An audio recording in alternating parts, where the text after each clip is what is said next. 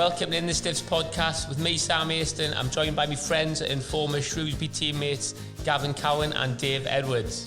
We tried to be a bit more organised and recorded a few episodes over the summer. This is one. Welcome everybody to another episode of In the Stiffs. Today we are joined by the versatile... Fuck me. Do you want me to do it? Right. You have to leave this in. Wait, leave this in. Right. We have to do this every week. Welcome everybody to another episode of In the Stiffs. Today we are joined by a versatile midfielder who throughout his career has played for Bury, Brighton, Norwich, Blackburn Rovers and most recently Shrewsbury Town. He has amassed over 600 first team appearances over an incredible 17-year career. It's a pleasure to have you on the show, Elliott Bennett. Thank you very much for coming. Thank you for having me on. We just need to say, Gav, before we start, where's Dave? He done his normal, didn't he? Last minute. Oh yeah, I've double booked. I've got something about his brother's auntie, sister's dog. I don't know. He hasn't got anything on anymore. Nah. He'd be on a golf course. Someone telling him about the Euros. He's probably doing that other. What's that other thing he does? That terrible golf thing he does. It's par three, isn't it? Par three. He's probably doing that, isn't he? Anyway, forget Dave. Let's concentrate on Elliott. How are you, mate? Very well, thank you. How are you? Yeah, good. This is a nice short trip for you. Yeah, it's up the road. Round the corner, mate. Yeah, nice. The other podcast I've done took me a long time to get. Where you live, Elliott? Telford? Yeah, Telford, yeah. Mighty Telford. Yeah, love that. Hometown. Back home. Class. Born in Shrewsbury, though? Yeah. No hospital in Telford when I was born. Ah, of course, yeah. So that was the reason. Yeah. So you've always lived in Telford? Well, other than moving around like a traveller during my career. No, yeah, always... Telford's been my home, and just born in Shrewsbury just because there's no hospital. On your birth certificate rather than Telford, though, isn't it? I'm not sure anymore. I'm not sure anymore. Times are changing. Telford's up and coming. Isn't it? That's what Gav tells me. Obviously, cause this is where we do the podcast. It's based in the Stiffs HQ is in Telford, isn't it? Yeah. So I've locked my car. Yeah, he's got the old clamp on the steering wheel and everything. Mate, it's all right. I've told you, mate. It's decent around here. I love it. But went to school in Thomas Telford. Yeah. So you were a scholar at Shrewsbury Town. Wolves. Wolves, sorry. Yeah, sorry. You're born in Shrewsbury. Scholar. Once again, Gav hasn't read the information. No, I have. I just got the words mixed up. There's a lot of lads that do that, isn't there? There's a lot of lads who attend Thomas Telford from Wolves. Is that a little bit like they're signing for Wolves, so they go to Thomas Telford, or is it the Thomas Telford elite go and play for Wolves, or is it both ways? No, I think it's... So for my time, it was, I just signed for Wolves, applied for Thomas Telford like everybody else does, and I think putting Wolves on the little introduction of yourself got me in. If you put like that's, I know how that works. At Thomas Telford, obviously they take a cross section of children, don't they, with all various academic ability. But if you're putting on that you sign for Wolves, they're like, we'll have you. Regardless. Yeah. Were you decent at school though academically? I did all right, yeah, not too. I did well going to Thomas Telford. I don't think you cannot do well really. Good school. Yeah, brilliant. Like if you wasn't doing well at school, you're not going to football. Simple as that. So I think now it's a bit more of they've got a kind of a partnership really with if you sign for Wolves at that age, like year 7 age, and you're from Telford, you go into Thomas Telford. So yeah, it just helps them with their school football team, and they normally win most things. I think with just doing that, and it was brilliant school. Loved my time there, and it's changed a bit since I've been there. They've added loads of bits, and you don't have to do session 3 till R5 like I used to do, and then go straight from school straight to Wolves. Which that was twice a week. Not ideal, but. And when you were there, you were a sprinter. Yeah, I really got into it. Sorry, I've just pitched Gaz the question to the script. Prove my point. Yeah. Before we got on air, I said this would happen, didn't I? It was too long a pause. Sorry, mate, you just let him finish his sentence. Okay, sorry. He's didn't go to media school like me and Dave. I haven't got this guy. So, El, talk to us about your sprinter. Yeah, sorry, Sam. Yeah, so I literally, when the football, me and my brother, we're just from Council Estate in Telford, we didn't do loads of stuff, but in the summer holidays and that, when we weren't playing football, we just, whatever's on the TV, we would go and do. So if the Olympics was on, we'll be outside, like, pretending running around the block was 400 metres and go run to the shop and backwards. It's class out having a brother in it, to go against each other. We were only a couple of years in between as well. Oh, so amazing. It was quite close. Tennis was on Wimbledon. We never had a net. We had rackets. We needed them, unless we'd have played with a hand. And we had a line in the road. We'd get a piece of chalk, put a line in the road. That was the net. Yeah. Line out the lines and just play tennis. And then, Yeah, my mum just one day said, "Oh, do you fancy going to Oaken Gates Athletics track, just do some running with the thing?" I was like, yeah, why not? So I did that, and then we started doing it at school, and then I don't know how I did it, because it was all about football. I just did that with a bit of fun. Yeah. And then Shropshire Athletics Club says, "Oh, you've made the time for 200 metres for the national schools," and I'm thinking, what's the national school? I don't know anything about it. And then they ended up taking me to this national event in Sheffield, stayed over, got there, got humbled real quick. Yeah. They get to a level, yeah. There's real levels. To be fair, I finished 11th. So that year I was not 11th in the race, because only obviously 8, but my time was the 11th fastest. So I was the 11th fastest in UK or England. Take that. At that time, Take that. I was buzzing. Flipping it. I was buzzing. You're the 11th slowest. yeah. I was buzzing. And I was buzzing with that. Yeah, at the time it wasn't nice at the time, because obviously when you're playing football, that was what it was all about for me. You love winning. Everything's about winning. You want to win. I went there in my heat. The lad who ended up winning the whole thing was inside of me. So obviously you run the bend at the first, the 200 metres. He'd overtook me after about 20 metres. I thought it's mentally that's tough. Still, Elliott, getting humbled a little bit and realising that there's always going to be someone better, someone bigger, faster. Did you cut? I know obviously you struggled at the time. Yeah, good life skill. Do you think? Yeah, but I had that life skill in football as well. So yeah, getting humbled all over the place. Yeah, got more humility than anyone ever lived. Yeah, I mean, so obviously at Wolves, I came through with my brother, so he's 2 years younger than me. But your brother being Kyle Bennett. Yeah, and he was outstanding. So you and your brother were at Wolves together. From what age? So I signed at under 9. So I went there on trial, whatever you call it. My brother wasn't on trial, but at the time my mum take us. We had to go everywhere together. So I was in my trial, focused, desperate to do well. He's on the side. Bearing in mind he's under 7 at this point. You couldn't sign at that age at that time. Just on the side, messing around with the ball, doing skills, kick-ups, because at that age he was doing stuff that I couldn't do, under 11s couldn't do, because he just used to watch, I don't know, skillful players. He'd always be practicing these things. And they were like, to my mum afterwards, like, "Is that your other son?" He's like, yeah. How old's he? "Oh, he's under 7. He's under 7. So I'm on my trial. The next week, he's joining in. He's not on trial, he's just joining in with under 9s. Mum, he should have been waiting in the car. Yeah, do you know what I mean? What are you doing? Yeah. And then we obviously came through together, and that was probably another humbling thing for me, because the whole way through our academy kind of journey, he was the superstar. Oh, yeah. So tell us about your childhood then, with that included, because obviously having a brother, me and Sam talk about it all the time, when you're doing Olympics in the street with each other and all that, and we were roles reversed. Sam tells all about how he used to time it, so he would always come through and win the race ahead of his brother. My brother used to do it to me. So he said, "I'm going to win, I'm going to do it," and then right at the end he'd come through and go, "Yes, I'm the gold medalist," and all of that. And yeah, it's just like that really. We didn't do lavish things, but we had a good upbringing, do you know what I mean? We would always outside playing. I think that's the thing that kids now, when I look at younger players in academies, I'm like, why can't you run backwards or or jump? You're all jumping you've never jumped in your life. But when we were kids, we were always outside, so you're jumping in and out of trees. Your ball goes over the fence, so you climb over Doris's fence at the back. Do you know what I mean? To go get your ball back. Just learning things like that. So we were always outside. Really competitive with each other. I hated losing to him. More well-rounded. So you were at Wolves all the time. So what? So then you got released from Wolves? Nah, you never got released from Wolves. So you were a scholar at Wolves. So I was. What was I? Yeah. So I would have when I was. So at 16, you signed. 16. You did your apprenticeship or your YT, your scholarship, whatever it was called. And my brother already had that. So he already had that signed as a...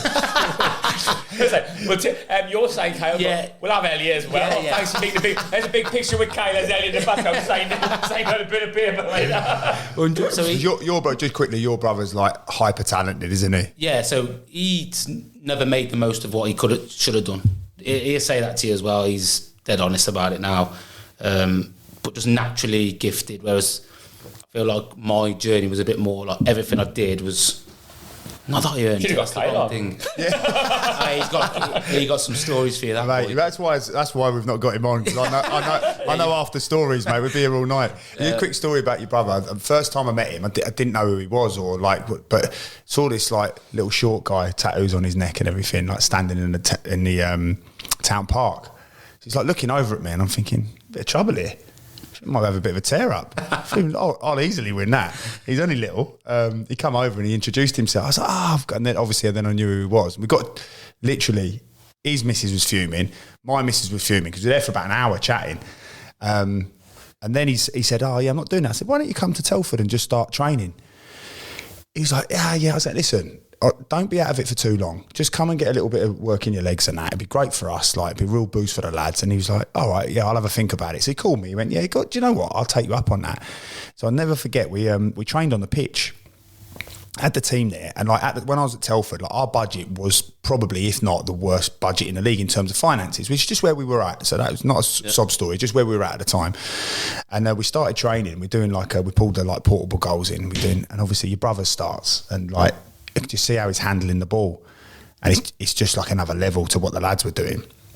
And I know the chairman was up the top in like the boxes. So I'm like trying to see, because you can't see through the window. So I'm trying to see if he's watching, because I'm thinking, oh my God, I've got to sign him. Budget's gone, got no money anyway. So how are we going to afford someone like him? He's just been at Bristol Rovers. Yeah, Bristol Rovers. Just been on massive money at Bristol Rovers. So it's like 1 in a million chance. So then we were training. I thought, I'm just going to have to run up there. So I've run up there. Andy Price was the chairman at the time. Price goes, borrow you a minute. He went, yeah. I went, just watch down there, watch at the games. He went, oh, so Kyle did come in the end then? I went, yeah, watch. And he went, oh my days. He went, he's a joke, isn't he? I went, he's frightening. He went, Gav, we've got no more money. I went, you've got to make something happen, Andy. You're going to have to make something happen, because we need that player. Like, he can play in the half spaces. No, some holiday for you and your missus. Just please, like, whatever, like, take it out of my money, whatever you got to do. He's like, I'll come back. Fair play, Andy would, like, I always knew that we were short of a few quid, and we were always working with, like, low budgets. But he went, I can see that you desperately want. I mean, we just got to get him through. And then it was convincing your brother. And then in the end, I was just like hammering him, going, flipping. And what else you got? Who's going to take you anyway? You're terrible, like all that. Going, you're not even that good. And he was going, oh, no, you're lying. Like, He knew he was good. And he came and played for me in fair play. Like, just great lad, isn't he? Yeah, great lad. Top, like, it was just good growing up with him as well, because it was like, I always wanted to beat him. I was his older brother. Obviously, as I said, we went to Wolves and everything was about him. Like, he was always playing up. When we were under 16s, he was under 14s, but he was playing with the 16s. Wow. Obviously, I signed my scholarship. He didn't officially sign it, but yeah, he knew they told him he was getting it. Just 2 years as a scholar. Yeah, 2 years as a scholar, I did. And then no pro attached to mine. So mine was just, 2 year scholarship and get through it, do what you got to do. And if you're good enough, you get a professional contract. Kyle, on the other hand, they were clever with it as well, because he was one of the oldest in the group, so he's September. Yeah. So when he started his scholarship in, go back in end of June, he did scholarship from June to September. But as soon as he hit his 17th birthday, he's on a pro contract. Yeah. Bearing in mind the rest of these lads are on 2 year scholarships. Yeah. He's on 3 months of a scholar and straight into his Team boots, lads. Yeah. Do you know what I mean? Like, so, yeah, it was good. And I think the reason why, like, I've probably ended up played more games than him or whatever, is more just because I never saw myself getting there. I wanted to, and I dreamt about playing professional football and all that, but like, when you look at it and you go, I'm not sure I've got it. Do you know what I mean? I'm not. I'm watching other players around me. And I'm thinking, So because it wasn't sort of given to you, you thought I've got to have to work so hard to get there. Is that what you mean? I think what I was more of if a manager said to me, Mark, Sam, this is your job today. You mark him. You follow him everywhere he goes. When he goes to the toilet, you go with him. Every time he gets the ball, kick him. And when you get it, don't worry about you getting it. Just take him out of the way. I would do it to the letter. Whereas you ain't telling my brother to do that. He was very too good. Maverick. Didn't think he was too good, but he needs the ball. Yeah. Whereas I was a bit more like, the manager wants me to do that for the team. All right, no problem. And I think that's probably helped me throughout my career, where I just wanted to be the best I could be for the team. not necessarily the best I could be for Elliott Bennett, or I have to score, or I have to do this today, I have to do that. I just wanted the team to win, and if my job meant, standing and following you around, and we win, great. I think that's probably the difference. Yeah, because like I say, he came and like within 10 minutes, everyone was like, just give him the ball, get out of the way, give him the ball and get out of the way. Because like you say, that he needs that ball, doesn't he? And like, isn't it different though how you can apply yourself though, isn't it? And when we spoke about that a lot, haven't we? I mean, Dave Edwards is something we talk about a lot, isn't it? I played with Dave when he was like 16, 17 coming through, and he's good, but like someone said he's going to go and play this many games in the Premier League, I would have gone, no chance. No chance. But every time he played, every team he played for, he was always like 4th or 5th best in the team, and that was the same at Shrewsbury in non-league. Then he goes up, and it's like whoever it is, he's always like 5th best in the team. Whatever it is, suddenly he's playing for Wales, and he's playing for Wolves, and he's still like holding his own. You're thinking, what's happened there? He's like levelled up every single time. I think that's what I did, to be honest. I was never the best in my youth team, all the way through 9s, 10s, 11s, 16s, 17s, not the best. I tell a story to the parents now, because my little lads are just going through this academy, just started doing it, and they're all getting all like excited and down about things. I'm just like, relax, like then they're 8 and 9 years old. Like if your kid don't go to one thing, it's all right. They're like, what do you mean? I was like, well, when I was 17, so we went back to pre-season 17, so second year my scholar got pushed up with the first team for pre-season. You know what it's like, some of the international lads ain't come back, they're not signed everyone they want yet, so let's go and get a few of them idiots from the kids. They'll run around for us and be a body, and then we'll send them back down when we've had enough of them. So we went doing pre-season, doing all the running, and I'm like, this is amazing. They had a pre-season tour to Australia, and I'm thinking, get me on that plane. Do you know what I mean? Furthest I'd been was, it took me to Japan, to be fair, when I was in the academy. I thought you were going to say shift now. Nah. But other than that, I'd been Amsterdam, usual places. I thought, I'm buzzing, I'm going to Australia. Ends up there was 4 of us training up from the kids. 2 of them went, 2 of us didn't go, and I was one of the ones that didn't go. Obviously I was devastated. Do you know what I mean? I'm thinking, why am I not going? I've done all right, I've been pre-season. And then fast forward from that tour in July, first game of the Carabao Cup, whatever it is, Carling Cup at the time, was in the end of August. I'm the only one who played. So out of my whole academy group, I was the only one who actually made my debut at Molineux, ended up playing 2 games for him. Yeah. I had that disappointment of not going to pre-season, but like 2 months later, I'm the one making my debut. Would they swap with me right now? 100%. Yeah. But do you know what I mean? It's a very... Mate, we speak about this so much. It's such a trend with, and it won't just be footballers, but with like people who have elements of success in their life where they've just had knockbacks, and then instead of just going, well, okay, if I'm not going to Australia, like I'm obviously done. I'm obviously like, that's me out of it. To have that resilience to go, all right, well, when they come back and I get put in there again, I'm going to get on that plane next time. Yeah. And then you find yourself playing in the Carabao Cup. How many times have we spoken about that on the podcast? Yeah, it is that resilience, because you've never been the best. You've never had that like unbelievable talent where it's all been done for you. I think it's very hard if you've always been the best and suddenly someone comes across, you're like, I can't cope with it. You're used to somebody being better than you. Yeah. Like you say, even from the sprinting, from Wolves being the 5th best player in your year group, from your little brother being better than you all the time, though, it's building that resilience. So like, you're not uncomfortable when people are better than you. Go, yeah, he's better than me, right? What am I going to do? How am I going to adapt? How am I going to overcome? So you did your scholarship. Then you signed. Did you sign as? Yeah. You had a year's pro at Wolves. So I signed a 2-year pro at the start. 2-year pro. And then quickly went on loan to Crewe, just on like a small. You know when you could do the short loans. Yeah. You can't do them anymore. It's got to be in the window and all that. So I went and did like 2 months at Crewe in League One, and played. Yeah, I think I played like 8 or 9 games maybe. Wow. It's not loads. Like we probably had 15 games in that time. Do you know what I mean? I didn't play all of them. But I enjoyed it. It was good to go and like see what it's like to play for 3 points. You know what I mean? I played in the Carabao Cup, which is obviously amazing, but when it's your debut, you're not thinking about, you're just thinking, I do all right. All right. So that was really good. Got to play with some like experienced players like Ryan Lowe and obviously Nicky Maynard, who went on to have a good career, people like that. And then I came back from that loan and I thought, I've done all right, not too bad. And then in the January, I got a call to go to Bury in League Two, where I did like 6 months, and I thought I really enjoyed it. I proper loved that, and that was zero I frills. think there's nothing like first team football and playing for Nothing 3 like it. points. So I played in the reserves at 15 at Wolves. So I remember being at school, Thomas Telford. You shouldn't have had a phone, but I had my phone. Got a call to say, "Oh, you're in the reserves tonight. We're playing Man United at Telford ground." I'm like, "Oh my god!"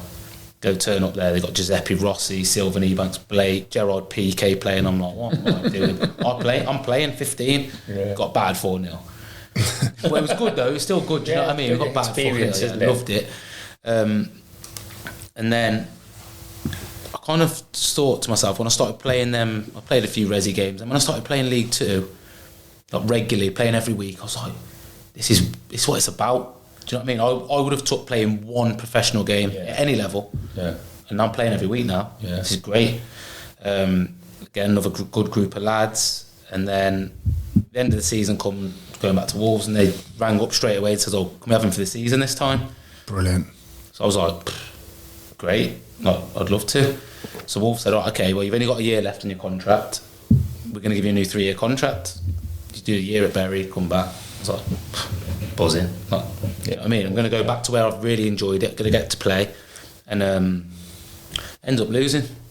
Semi-final to Shrewsbury. The playoffs. Course, yeah. You played? No. 2000 No, I was too old then. Who played in that team? That would have been, who would have been in that team with? 2007. 2007. Bury. Bury Shrewsbury. That's when Richard Hope. Richard Hope. Yeah. Yeah. Dave would have played. Yeah. No, Dave got left out Dave of the got- squad because he wouldn't sign a new deal. They didn't play. Was that at the same time? I left about 3 months before. I'm trying to think who played left back. Neil Ashton. Neil Ashton. Herdy. Yeah, left back. Herdy played right Yeah, back. would have played. Kelv Langmead. Yeah. Neil Sorvell. Did he play? Can't remember. The keeper. Went to West Brom or somewhere like that. Later on. Not Ken. Not Scott Shearer. It wasn't Scott Shearer, was it? No. Who was the keeper? Young lad. He was young at the time. Or he was on loan from West Brom. He's on loan from West Brom, wasn't he? Come on, Wits. Black hair. This is what we got you here for, Wits. Flipping heck. That's what you need, doesn't he? Cookie play up front. Yeah. Yeah, Cookie played. Andy could play up front. Yeah, I think so. 42 at the time then. Yeah. Yeah, and we lost in the semi. Yeah. And then that was my dream of going to Wembley done. Yeah, I remember that. So then you went. So then you signed your 3-year at Wolves. Yeah, didn't. So You did, so you did 2 2-year pro. Then you signed a 3-year after that. But I only ended up doing a year of that 2 year. So it Got was a 4 in year. total. So you had your 1 year pro, 3 years, and then how did that go then? So then I went back off my loan from Bury. Thought I did really well. We got to the playoff semi-finals. I thought, oh, this is going well. But at the same time, Wolves got promoted to the Premier League. So it's become tricky then, do you know what I mean? I know I'm not going to go back there from playing League Two. I'm not going to. Anything in that 3-year deal about? Because you think I've got promoted, but you're thinking getting in that team's going to be very different. Never going to happen. So I thought, I'll tell you what, it would be good. I hope Bury would have got promoted so that I could have gone back there and tested myself in League One for a full season. Yeah. And it, ended up going back there. So I had 2 years left as a pro, and I'm just there then, thinking, well, I'm going to go Anything on in loan. that 3-year deal for the Premier League? Not for me, nah. No. Not for me, mate. Mate, you need to sort your agent out. You need to sort your agent I out. was well. I don't even think I had an agent at the time, to be honest. And then went back to pre-season. Thought I was just going to go on loan again. I'm just, the teams in the Premier League, great. I'm going to get another loan. But you're positive and optimistic at this time. You've got 2 years. You've got 2 years to go. I'm thinking, I just want to go back out and play football. You've done well low league. You're with your parent clubs in the Premier League. You're in a good position, aren't you? Yeah, and I'm back. I'm still living in Telford at this point. Yeah. So Brilliant. I'm like, great. Go back to pre-season.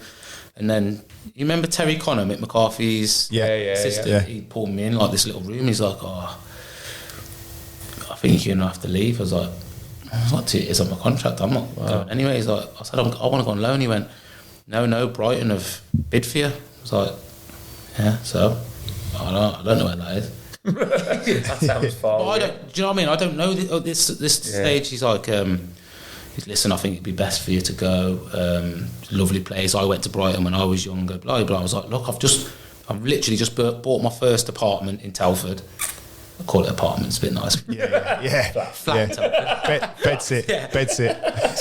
Bedsit, yeah. In Telford. I don't want to go anywhere, and he's like, right, okay, well, you know, you can have a course. Then I ended up getting an agent, and at the time, remember Jez Moxey? Yeah. Big fish. Yeah. Top of the tree there. Yeah. He rang me. He said, I hear you don't want to go to Brighton. He said, we've accepted an offer. I said, I don't want to go to Brighton. Like, I've got 2 years left here. I just want to go on loan and at some point hopefully get into the Wolves team. Like, I want to. He's like, doesn't work like that, son. You'll be going to Brighton. I was like, So, how old are you at the time? was I 19? 19, maybe 20. Maybe 20. That's when you're saying not an agent. That's that's when you sometimes could do with someone, couldn't you? Because Jez Moxey's ringing you. That's quite intimidating. And this is what's going to happen. Well, then I had an agent by this point, so I maybe had my agent for 2 months. You know what I mean? Yeah. And he's like, oh, right, look, let's just go to Brighton, see what they've got to say. So I went down there. At the time, they've got playing at the Withdean, so running track. Yeah. Getting changed training at a university. But then the owner was there, that's there now, Tony Bloom. He's like, but look, this is what we're doing. So he shows me this massive, them boards where they make a 3D model of a stadium and a training ground. This is in our plan. This is the next 2 years, 3 years. This is going to be here. And I'm like thinking, it's good, not really good. So they offer me a contract, and I'm like, I can't do it. So I said to my agent, I can't do it. Like, we drove down. Obviously, he drove me down there. I realised how far away it was, 3.5 hours. I'm like, can't do it, no way. So I drive home. He's like said to the club, like, oh, look, like, he needs a bit more time. Like, go back, sit down, and then Tony Bloom rings me. He says, oh, look, like, have we upset you? Is there something not quite right? I was like, it's not you, it's me.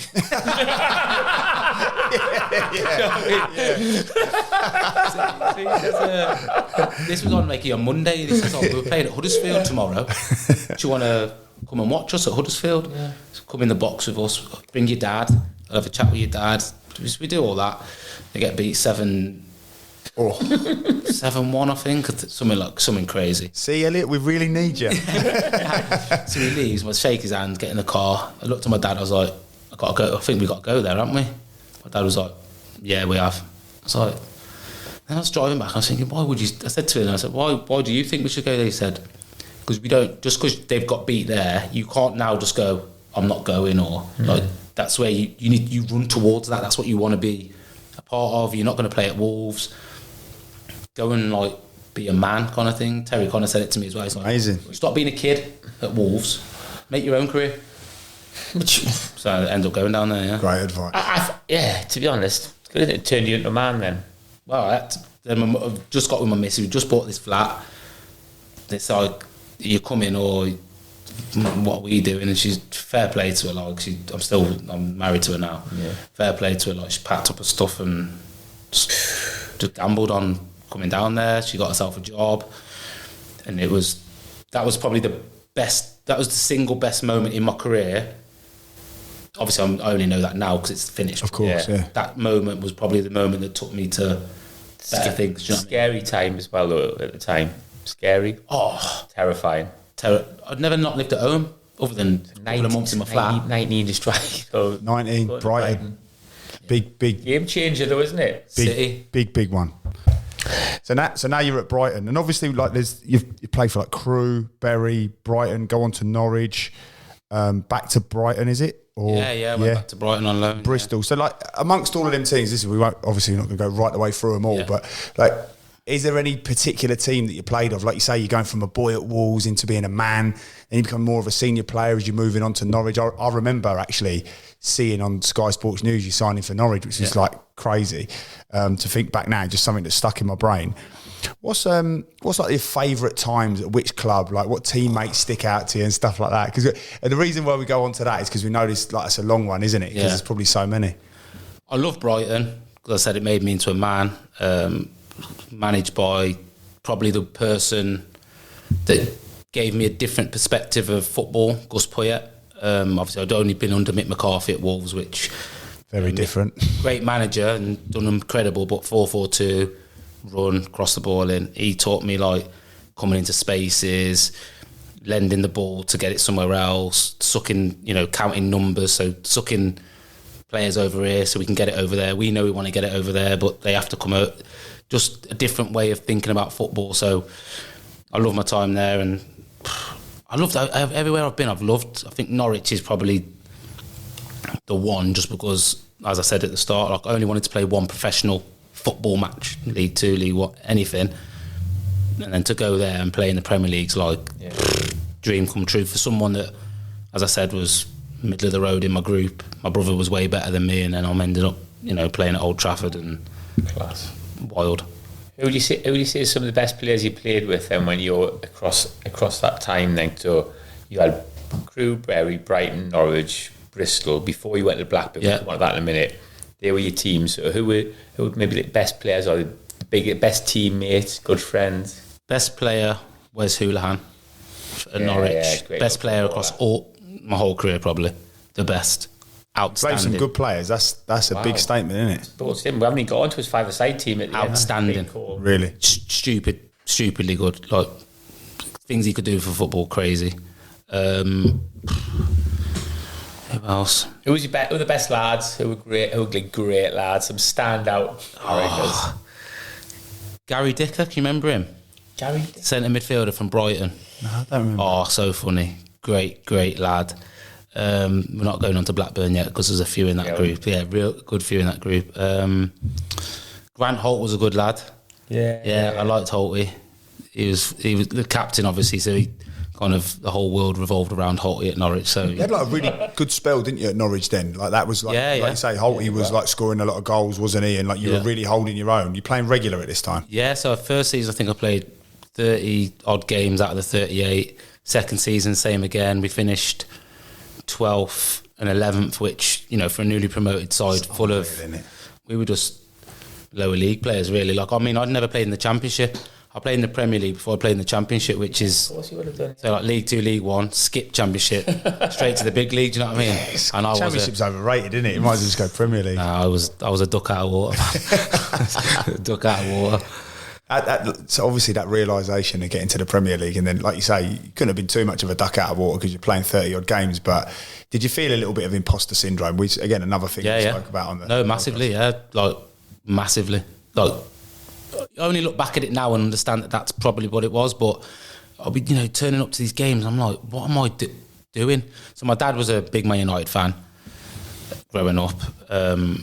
Obviously, we're playing at Old Trafford, and got Patrice Evra, just names that everybody knows, Giggs, Rooney. I'm in that tunnel at the corner. I know my dad's in the other side, in the little fan bit, away end. And I'm like stood there, and you walk out of that tunnel at the corner, and then opposite you is that big, massive 3-tier thing. And I'm looking up at it, I'm like, what the can I swear? Yeah. What the fuck am I doing here? Like, I felt like I should be nowhere near here. You know what I mean? Alex Ferguson's in the dugout, and I'm running around. He's just done his analysis on me, going shit. You know what I mean? He's sitting there, get it, get right at it. He's the play on the weakling. three. Play on the three. If he's got the ball, get after it. How amazing for your dad, though, isn't it, being in the crowd? Oh yeah, like that. Obviously he's passed away now, like, but some of them memories that I've had or given him, as a dad now who's doing it with my son, who's obviously a lot younger, but unbelievable. Can only imagine that, kind of the pride he felt, I had the pleasure of meeting your dad a few months before he passed away. Absolute class act. He totally couldn't shut him up about you and your brother. Flippy's in my office. Obviously, I was with your brother. Yeah. And he just, mate, what a lovely, lovely bloke. See your boys do that when especially play like Old Trafford and that. The pride he must have had, mate, seeing you run out there. That must have been incredible. But the imposter syndrome was 100% there, yeah. And nerves through the roof. Oh, before the game, once the game started, different because because once you take a touch and it's a decent one, and you actually give it to your own teammate, you're like, I'm all right. Yeah. If the first one was bad, it was going to be a sticky day. The manager might as well have gone, come on, you, it's not your day today. But some amazing experiences. Even things like went to the Etihad when they had like David Silva and that. Yeah. Can you remember the goal Balotelli scored where he went? Yeah. Yeah. I played in that game, So it's really embarrassing. Yeah. It's really embarrassing. Cool, it's cool.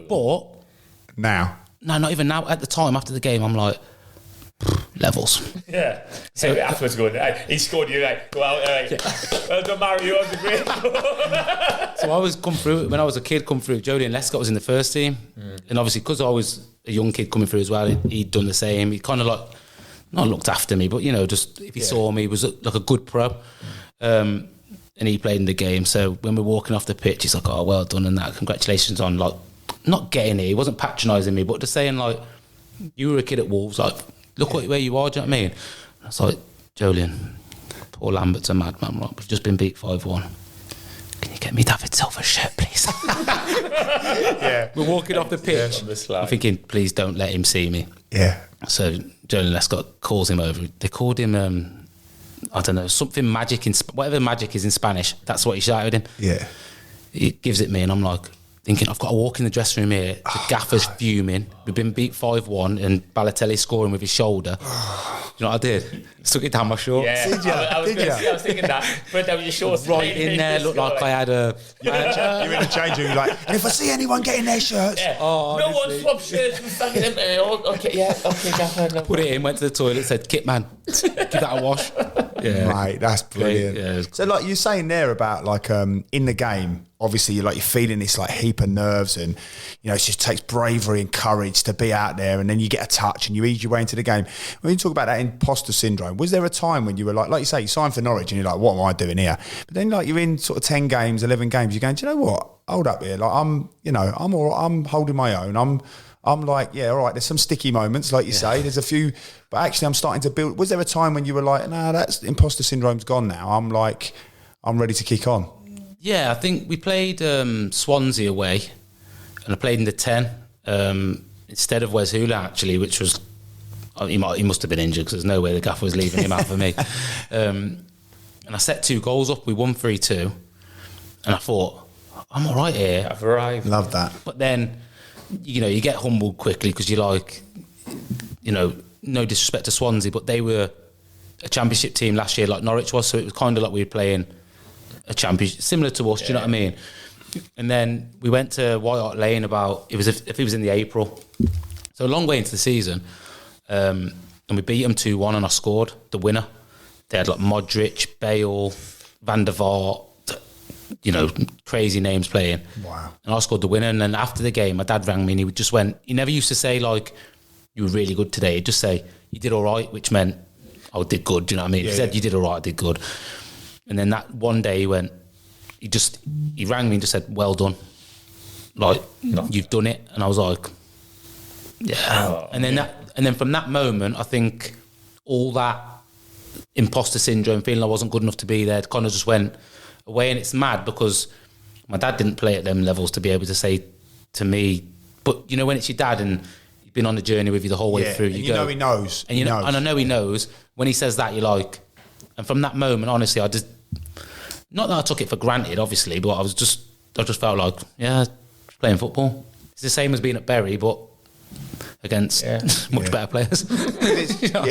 Cool. It's so good for like some of our listeners will message in and they'll talk about like other like different like I don't know professions and stuff like that, and they always relate it to football, and they'll say things like that, you know, I went into this job and you know, I didn't know whether I was punching above my weight, and then actually, you know, when I settled into it a couple of weeks later, I've realised that, you know, I've got a good skill set, and like we literally have people sending messages all of the time relating to the podcast. So like you say, football's just like another example, isn't it, of what everybody goes through all the time. It's powerful now, isn't it? Like Haaland's brilliant because he talks about like those nerves, and they say the same like with your boy, and I say to my boys, no, those nerves are normal. Like you should be having that, but especially when I played when I was younger, that was just not even ever mentioned. Like it was all macho, bravado, absolute nonsense. So I'm all right. I'm not nervous. Of course you're nervous. You're terrified. You're frightened to death. You're walking on the pitch at Man City thinking, like, all of them are better than me. All these people are watching, judging me. Of course you're terrified. How can you not be terrified? Yeah. It's just how you overcome that, isn't it? It's just like,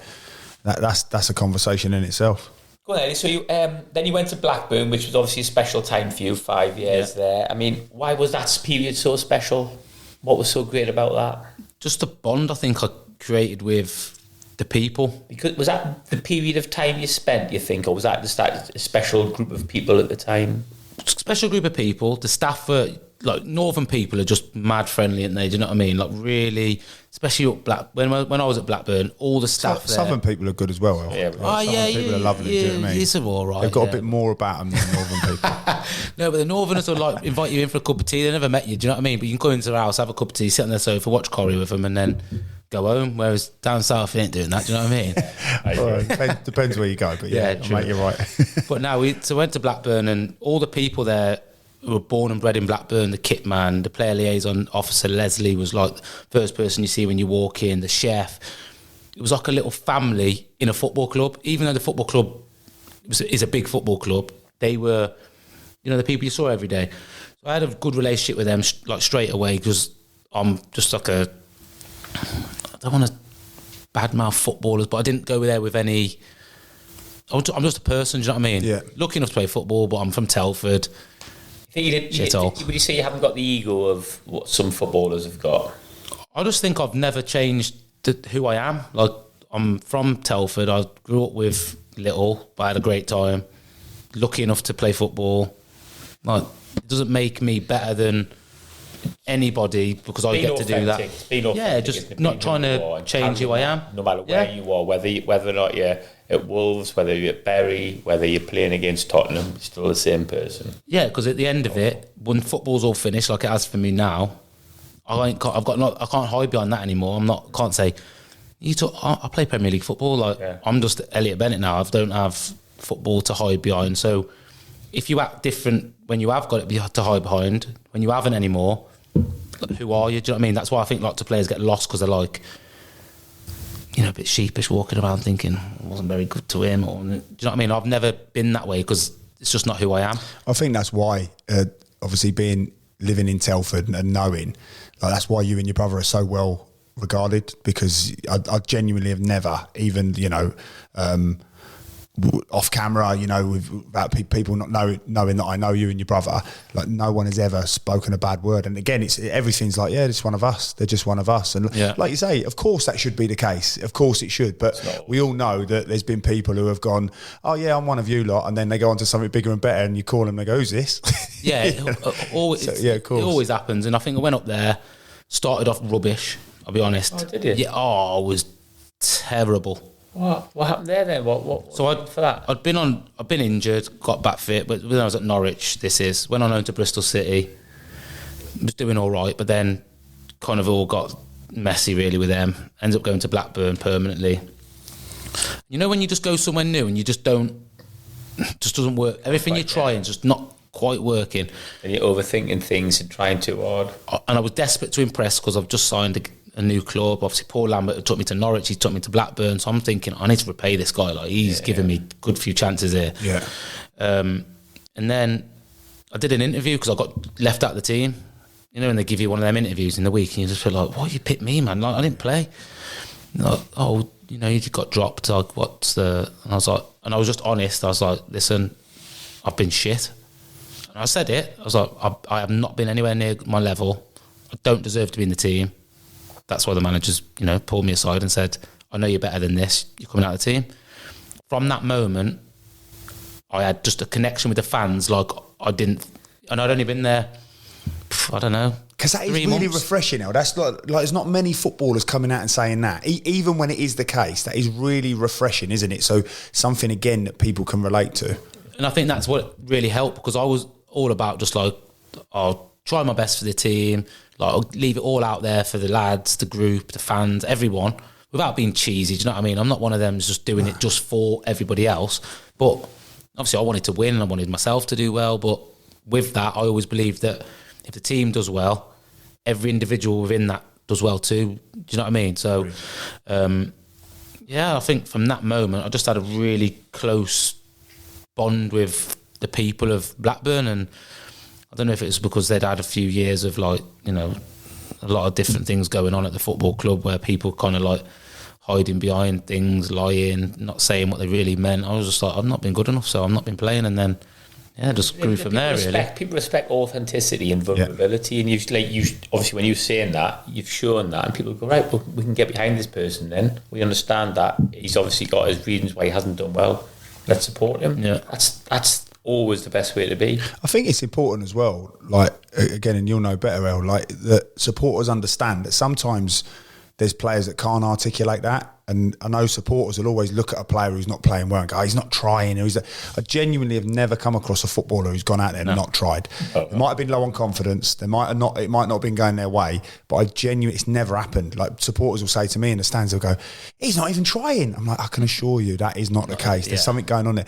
But sometimes they don't get a platform like you did in that moment to actually, articulate it. And they're just not very good at coming across and saying, oh, do you know what? I haven't been that good. I think the problem now is, and I'm not saying this now like I'm some old guy, but like, when we were coming through as younger players, like, there wasn't instant gratification everywhere. Everything you did, there was loads of work behind the scenes to get to our moment that you got some gratification, whether it was you made your debut in the paper or you played really well and you got man of the match, and you check the Sun. Remember, we're checking the Sun and see what you got in the ratings on a Sunday. Do you know what I mean? To assist there. He weren't 5. there. I'd have taken a 5. He weren't there. He wasn't there. He weren't at the game. Idiot. Yeah. Do you know what I mean? So you didn't get the instant gratification. It was very much like you had to work towards something to get it. Whereas now, in society in general, everything's very instant. So you can, I see, drives me mad, but I see like younger players and even older players like posting nutmegging someone and doing a Zidane turn and all this stuff. You just got beat 3-1. You post that and everyone's like how good you are. You just lost 3-1, mate. Like, what are you doing?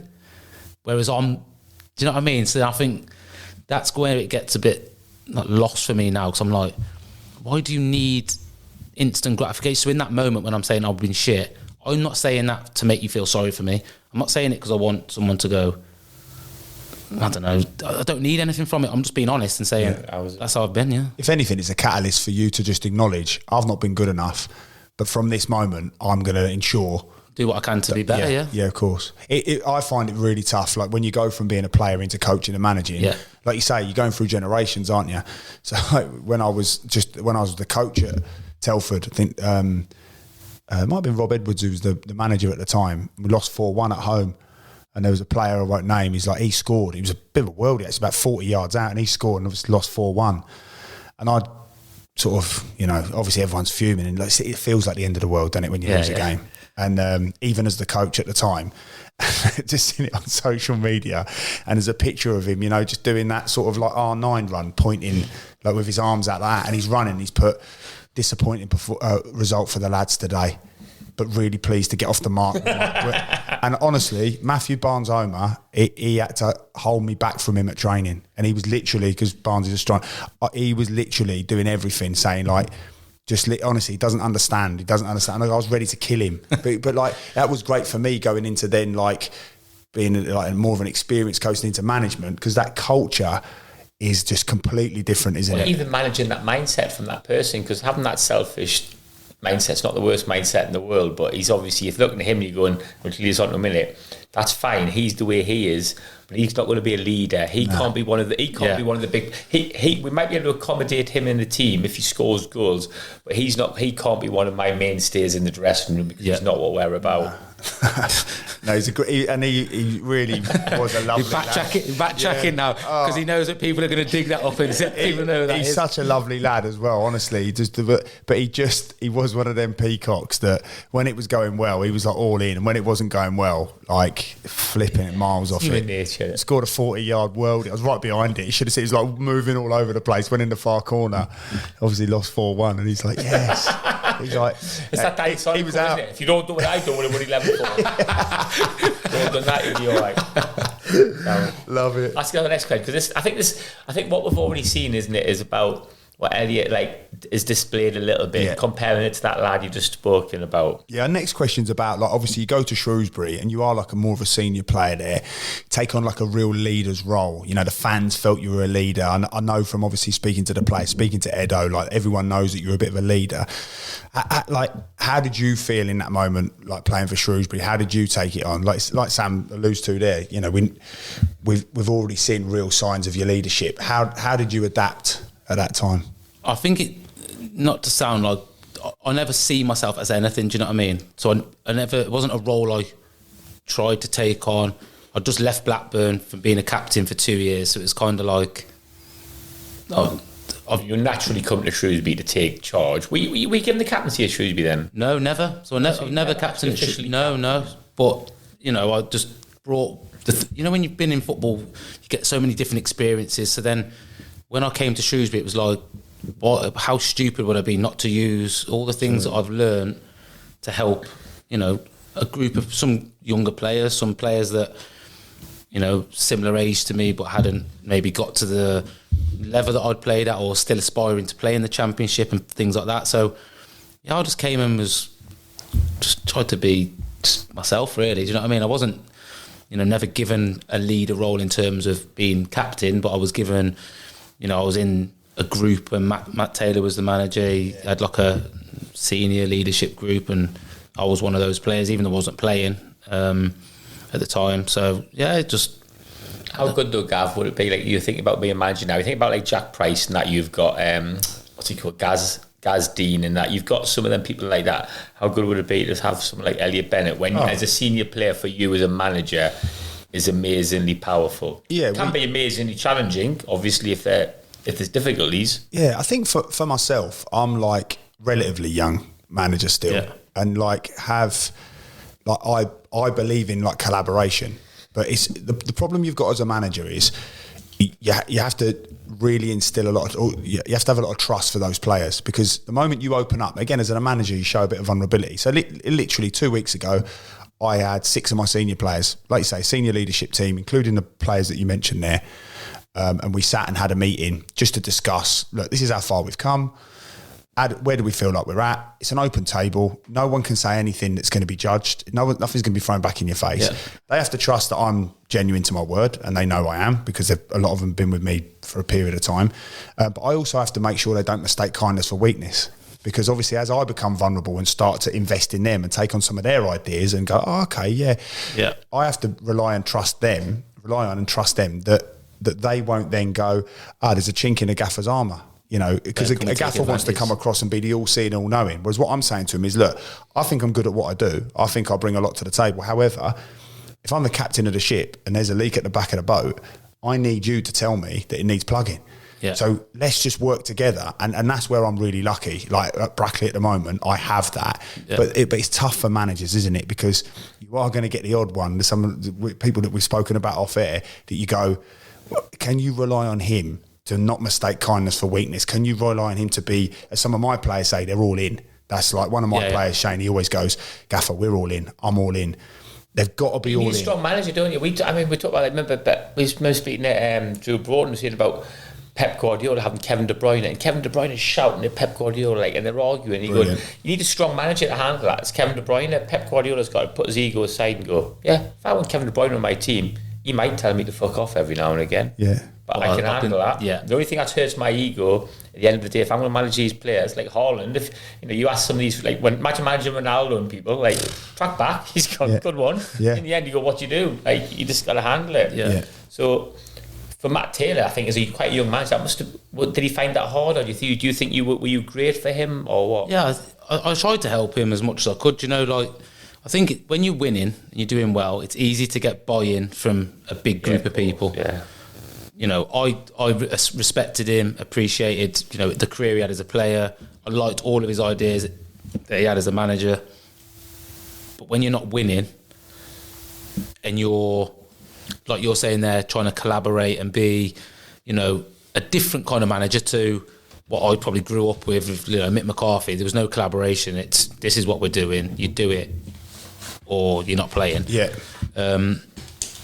Whereas he was obviously very much, and I feel like unless you start winning and winning quickly, people then start to, I'm not saying take the piss, but I think everybody's looking for an excuse, aren't they, all the time, or a reason why. And when you're losing, you blame the manager, and he's not picking the team, and he's not, and you get all the whispers going on. And like for me as a senior player in that environment, I'm just trying to go like, listen, like, don't worry about all that.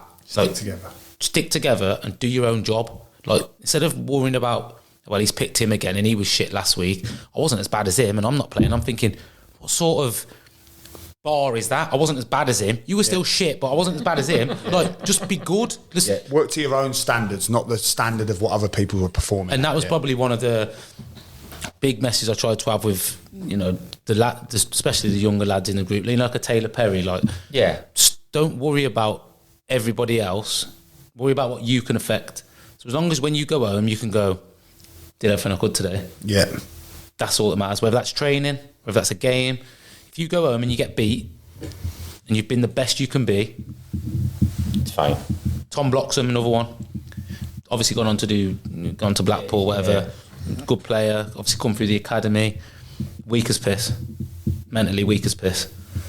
Like, someone could tell him something, getting all in his head, he'd start losing it. I'd just say to him, like, he used to always say, I like when you play behind me, Benno. That's how he speaks.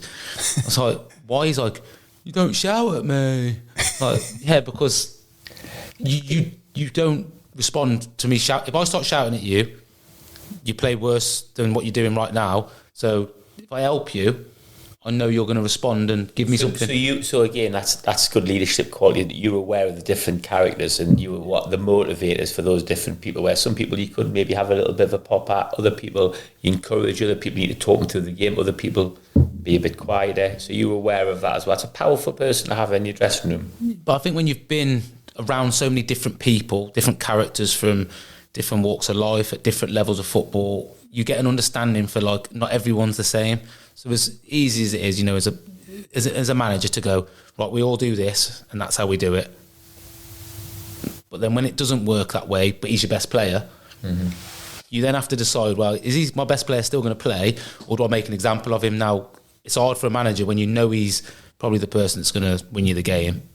Oh, you're going to sit down there and then you go in the press and say, oh, why did he not play? You go, well, we have a standard here and I say that this is it. And they go, you just got beat. He needs to play. Yeah.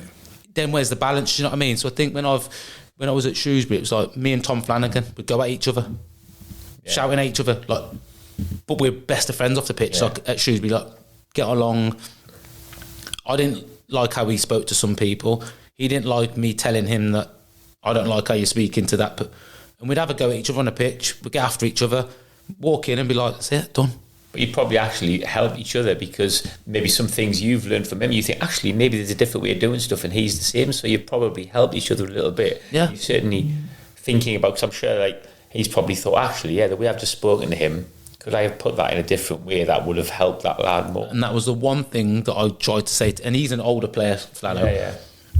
I used to say to him, your messaging is often underneath really good, but your delivery is awful. And if you ever spoke to him, you probably won't ever see him, but if you ever did, he would say that. I would said that to him hundreds of times. Like, your things you're trying to say are really, really good, but you just deliberately so brutal, and everything you say after you've gone, fucking managing no one players in game and like around the week isn't easy because again you have individuals. Like last year, I had a particular high performer, and people would say, God, he's flourished under you. And I always used to just say to my assistant, with him, less is more. Because if he I used to say to my senior players, if he makes a mistake, I don't want anyone to say anything to him. But he has got a force field around him. He's got the gaffer's force field. You're not allowed to say anything to him. I don't care if he kicks it in his own net from 40 yards out. You're not allowed to get on his back. Honestly, he was our player of the year. But you only understand that as you get older. It's like the way you say things. It's like, I mean, there's loads of research into that. It's like, it's when your communication is 60% body language, 30% your tone and your pitch of your voice, and it's something like 7 to 10% is the actual words you say. So those words that Flan is saying, brilliant. But all you're seeing is his body language, the pitch, the tone of his voice. So you're not receptive to that. Actually, if the words are probably fantastic, but there's got to be a better way to deliver that message. It's hard. It's difficult though, isn't it? And especially when you're a young lad, you want the consistency, and you think, I remember being a young lad at Shrewsbury, Nigel Jemison, Ian Warren, and people, I was going, why aren't they training Monday, Tuesday? I'm training Monday, Tuesday. And they go, yeah, you're 22, they're 34. Yeah. But I look back now and I think, I was a pain. I used to go on about that and whinge about it, and you look back and you think, of course, I should have been treated differently. Yeah. They'd earned that right. And just getting the best out of them was different. I mean, I think should be lucky to have you like that, wasn't it? I think in the same way you've got a few leaders, Gav, it's so important. Did you have some good managers, some notable managers, do you think? Who had the biggest impact on your development? Who you think? Gus Poyet, I think. So I had some amazing managers for different things. You know, Paul Lambert taking me to the Premier League. Tony Mowbray was outstanding for me. He probably taught me how to be me the most in football. So obviously, you know, when you're younger, you're playing. He kind of like, I used to have so many chats with him, bring me in the office. It's like, just be you. Like, so if I tell you to be an artist today, he's going about artists and soldiers all the time. I want you to be an artist. I want you to make things happen, cross the border. But if I'm telling you to be a soldier, just stand where I tell you to stand, do the job. And he kind of respected that I just wanted to do what he asked me to do. And he kind of helped me then to just appreciate, like, I'm enough, do you know what I mean, when I'm playing football, and impose my personality on other people without being loud and brash and routing and raving. Just kind of be me and unnaturally impose myself on people, because I never used to see myself as a leader at, you know, before that I never used to think, one of them. I used to just like not mess around, do training properly, but in the dressing room have a laugh and a joke, be all like silly and that. And then when he started giving me that, I was just like, why am I trying to be something? Just be me. And he said naturally it will come out. But yeah, I think Gus Poyet for me was, on how I developed as a footballer, the best. I'd say Gus Poyet, even if it wasn't Gus Poyet. How good was he? And I'm QPR. I can't stand Chelsea, but how good was he? When he used to join in training, honestly. Really? He couldn't move like, but... That's what you're like, isn't it? At Brackley. Yeah, it's exactly like that. Gus Poyet, pulling strings. The lads like sometimes go to call me Gatton and call me Gus. Do you ever done the little scissor? All of that. Yeah, I remember that. That's my signature. Oh my god! Look, we played under Brian Little. We're in training and we were on some flipping naughty little like field, wasn't it? I can't remember where it was. And he must be 60 at the time, Brian Little. And obviously, like, if he hadn't have had to retire, he's in the England squad at this time, one of the best players in the country. Like, joke. And he's that as a human being as well, isn't he? But so we're on the training field and he's joining in. I'm like, flip, he's got his baggy shell suit on. He's like, just like little one touches and that. We're like, all right, Gaffer, calm down, relax and all of that. And I'm not even joking, you're right. The ball's come from, like, a cross has come in. And it's like, it's seemingly just going and just, you know, it's going to go drift out to the far post and no one's going to get there. It's probably keeper will just grab. He's literally dropped his left shoulder and flipped his legs and done a overhead scissor kick. And it's gone right in, he's 60, gone right in. I'm not even, no exaggeration, Sam was there. And literally, everyone clapping. It's gone in the bottom corner and we've all just stood open mouth clapping. And he's just got up and he's held his hip. And obviously, he's going to feel that in the morning. He's going to regret that. People watching, that's exactly what Sam was shouting. He's going, you feel that in the morning, Gaffer? And mate, honestly, people on YouTube will be able to see me, but I'm holding onto my hip like this. He's holding onto his hip and he's like going, oh, Lizzie's going to have a right go at me when I get home.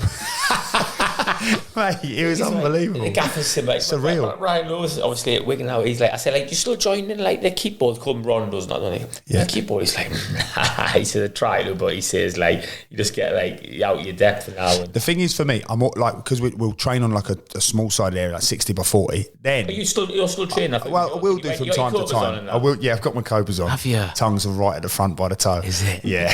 Held down and that. Yeah, dubbing all right. What the lads? Yeah, you'll think the lads are buzzing off the lads are going. Yeah. Don't go. Look at the Gaffer class, yeah, really good. Fucking dickhead. Look at that knobhead there. Fucking hell. Is he on your team? No, I'm all right there. Like, probably the best player, in truth. In the smaller areas. Yeah, really. Mate, honestly. To the point where you start convincing yourself, I reckon if I had a little bit of a run up here, I could come back. I could do this. Last 20 minutes. I could do this. And then me and Sam playing a flipping charity game and I can't move. I can't move. I'm like, pass the ball to feet. And they're like, it was half a yard to your left. I was like, that's what I mean, to feet. Yeah, pitch is too big now. Yeah. The pitch is too big now. Yeah, they have increased the size of the pitch as it happens.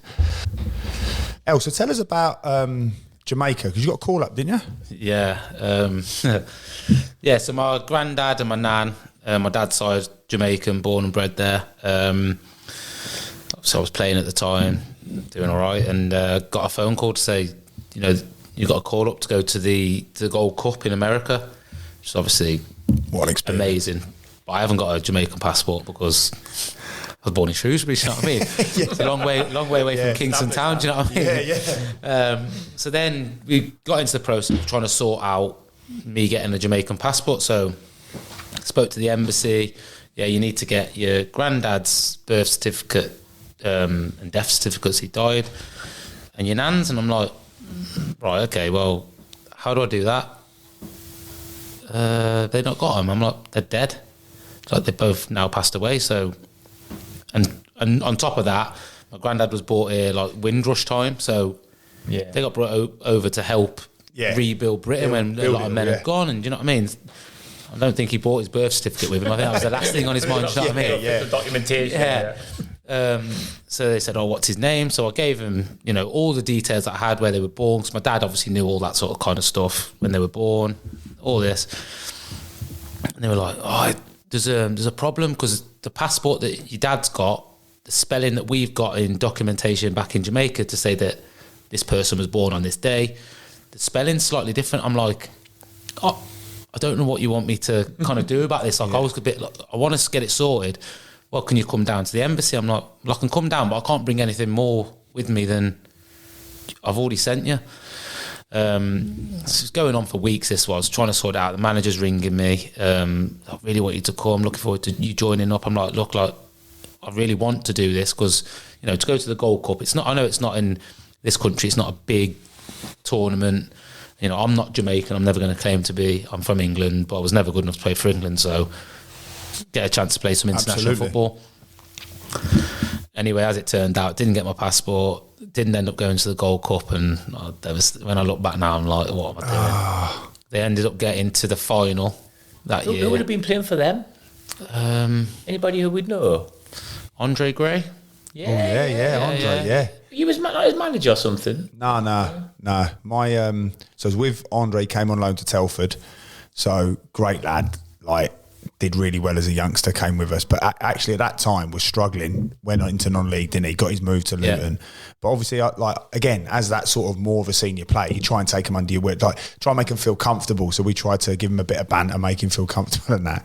Then we played away at Luton. And in the first half, all he kept trying to do was push the ball past me because he's rapid. Absolutely rapid and just absolute pace and power. Kept going out of play. He just, and I just had his number, like at distances and all of that, and he kept going out of play and he kept getting more and more frustrated. 0-0, we were right in the game. But so naive from me. As we're going in, I'm going, Andre, you're doing really well. Is this a half time? Yeah. Sloppy from you. So, mate, I just got a bit giddy because it was obviously the crowd, like it was packed house at Luton. And I was going, you're doing really well at kicking the ball out of play. I was going, mate, do you know what? Honestly, stick with me and like I'll sort that out for you. We'll do a bit of 1-to-1 and all of this. So he's like fuming, and I'm going, listen. If you don't want to come back out second half, don't worry. I'll speak to your gaffer and we'll smooth it over. Just real like. At the time, I was like winking with the lads, thinking I was like hilarious and that. Look at Andre. I absolutely had him in my pocket. I absolutely, mate, let me just tell you now. I absolutely had him in my pocket. And he was gone. His head was gone. Second half. That's all I want to know. Come on, we know where we're going. Come on. Well, just to let you know, on 68 minutes, he scored his third goal. He'd scored a hat trick, and we lost 3-0. And as we were running off, as the game finished, I thought, he got taken off and obviously got a standing ovation. Did the slow walk off, give me a little wink. I wasn't even looking at him. I don't even know if he gave me a wink because I just didn't look in his direction, looking at the floor. But then obviously I know as soon as the final whistle's gone, I know what's coming. So I think I've just gone straight to our fans, clap, and I'm off. And I can hear him going, Gav, and I'm gone. I'm down the tunnel, and I can Gav, and like nothing. So I was the first one in the change room, right? So we got showered, and I thought, flipping out, avoided him there. And as you come out of Luton, you know that little thin reception area. Yeah, thin reception area. He stood there with his missus at the time, and I've walked around the corner, and he's gone, hello, mate. And I was like, has he got the ball? Fuck. He was like, sign this for me, Gav.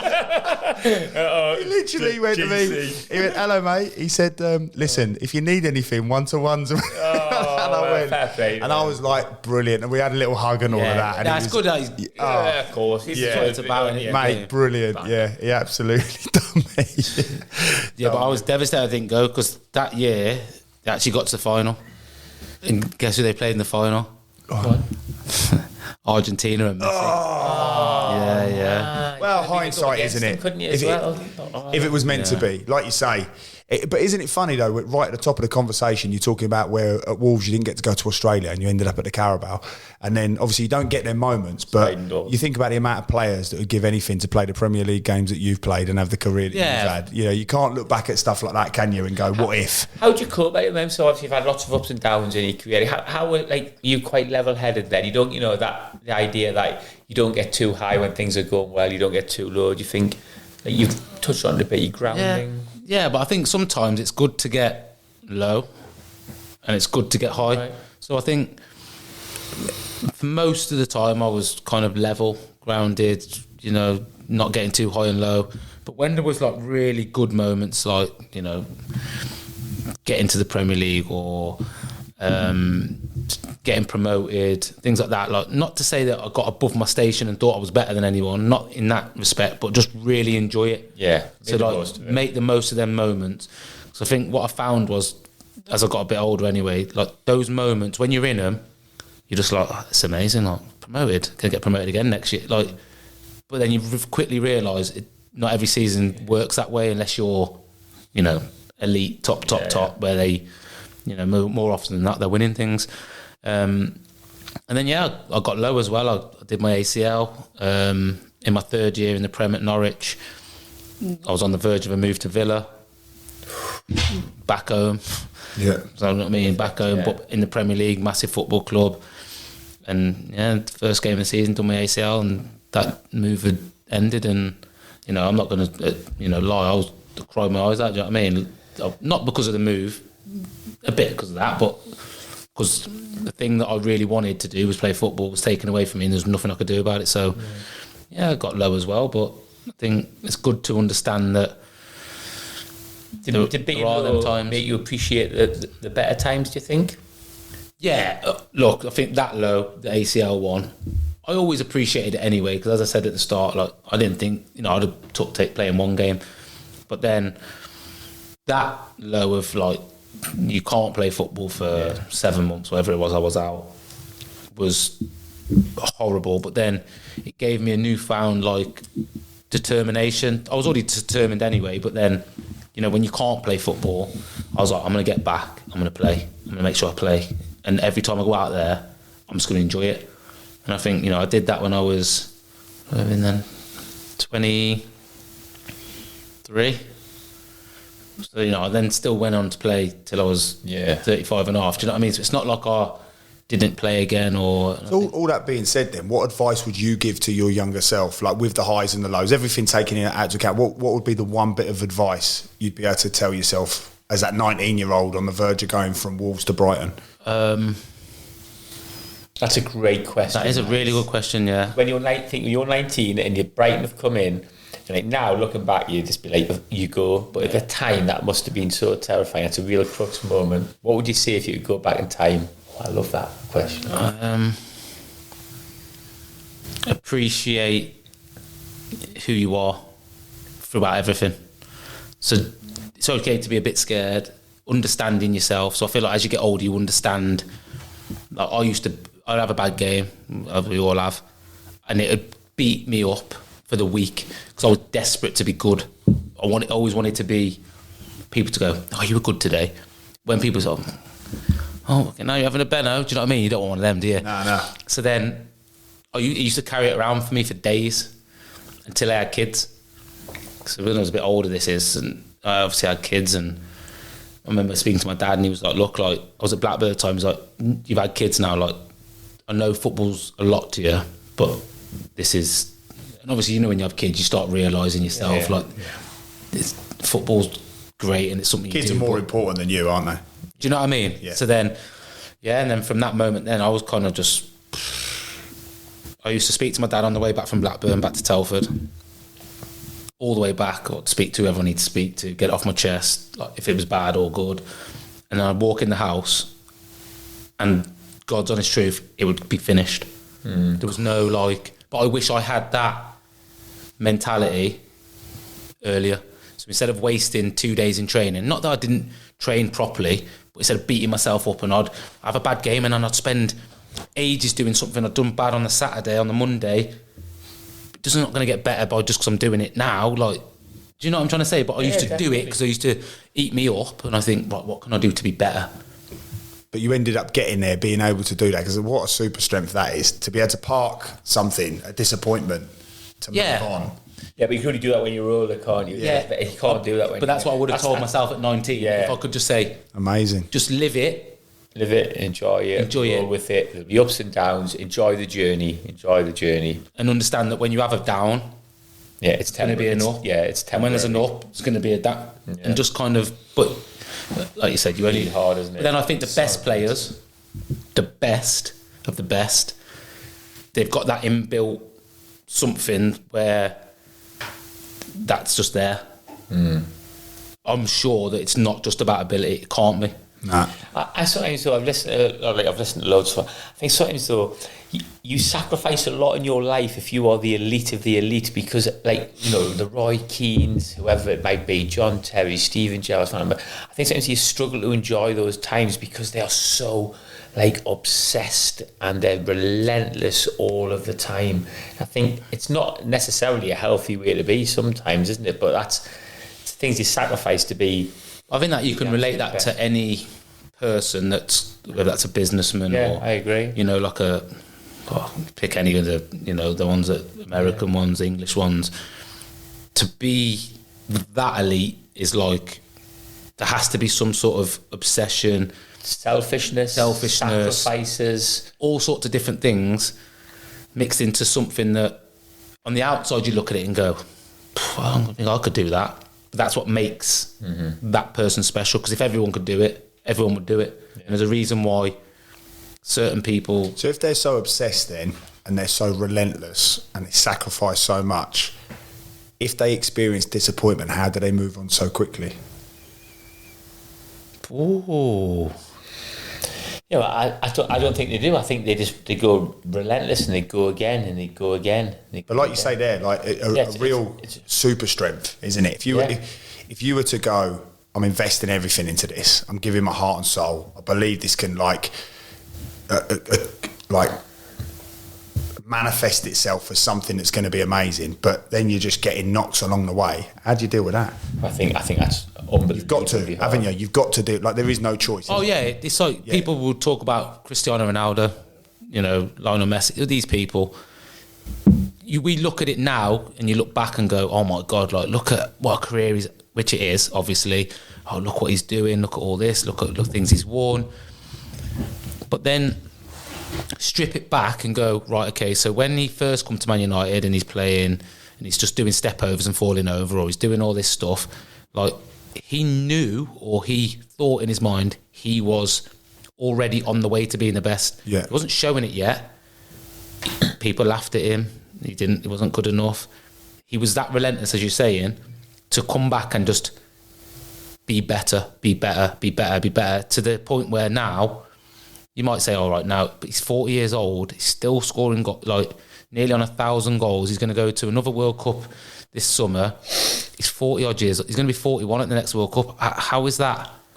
Do you understand what I mean? Real, is it? And I can't imagine being that, even though I love football and I give a lot of my thing to it, but it pales insignificant when you look at the real elite ones. And that's why him and Messi have stayed elite for such a long time, because you had people before, Ronaldinho, amazing for 3 years, and then falls off. There's loads of players that have been. I think all these come, go. They're the best. No, they're not. They're gone. Come, gone. And them two are still here. These two are just on another level, aren't they? And they are part of that mindset, as you said. Like Messi's lost Copa Americas. Obviously, until recently won the World Cup, but lost in them situations where he is the poster boy for his whole nation, and always compared to Maradona. And then instead of having that moment where he's like, I can't do this anymore, he's like you said, just relentless in his mindset to go,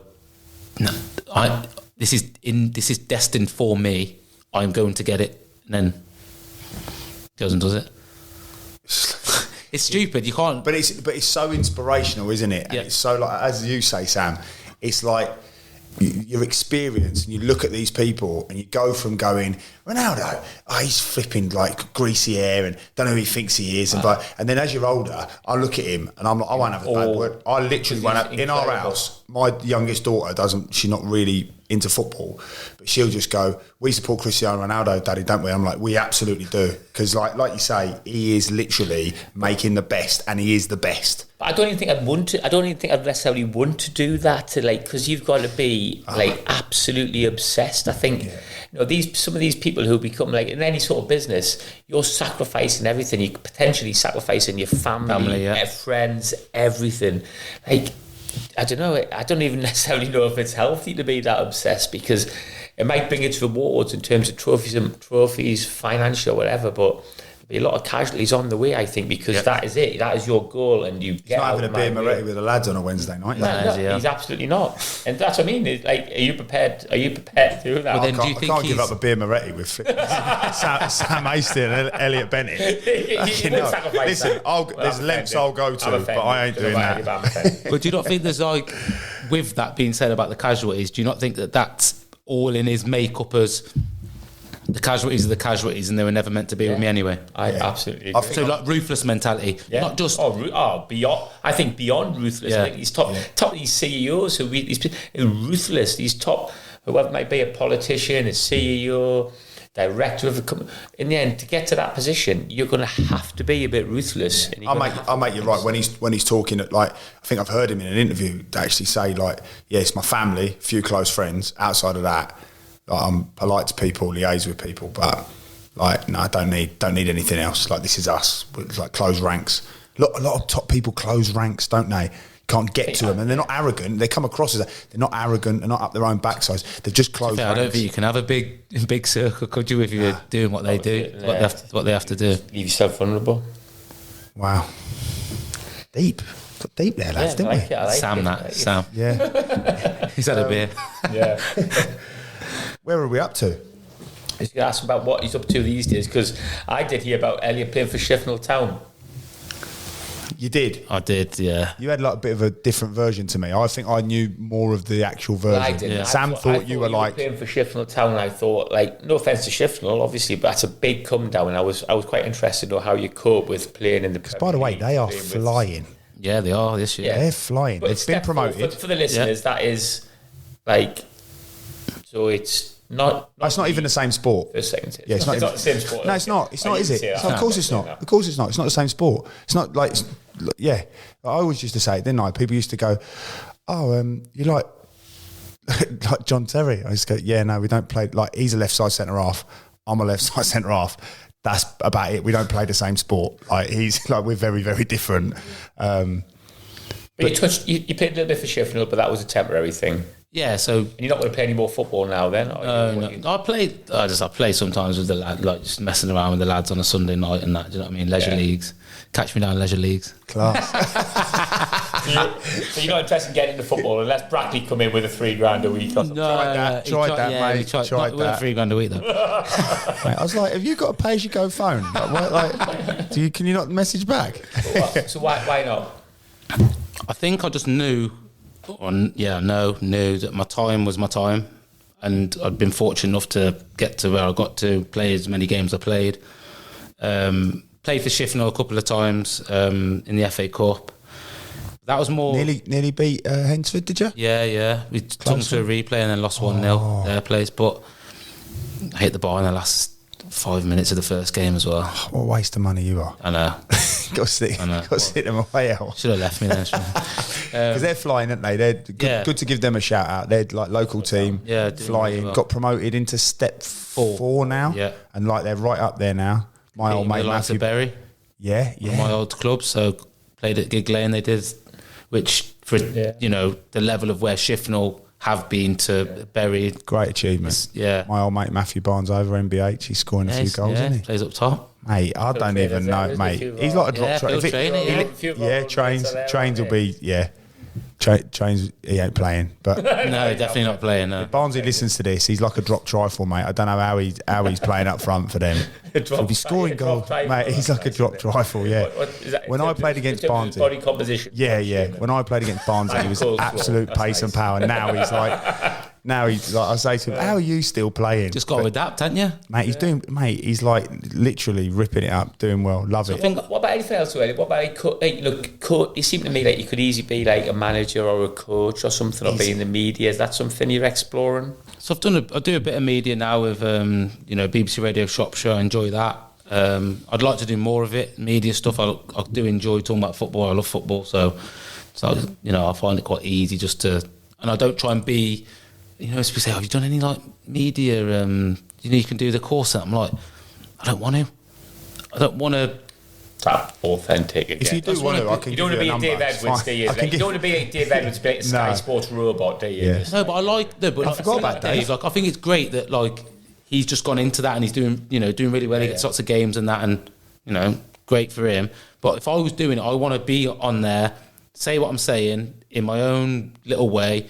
And you either like it or you go, I never want to listen to him again. But then sometimes I think it's good to have different voices on. Of course. Like Mika Richards now when he's on Sky Sports. No one can tell me he's media trained. He cannot be.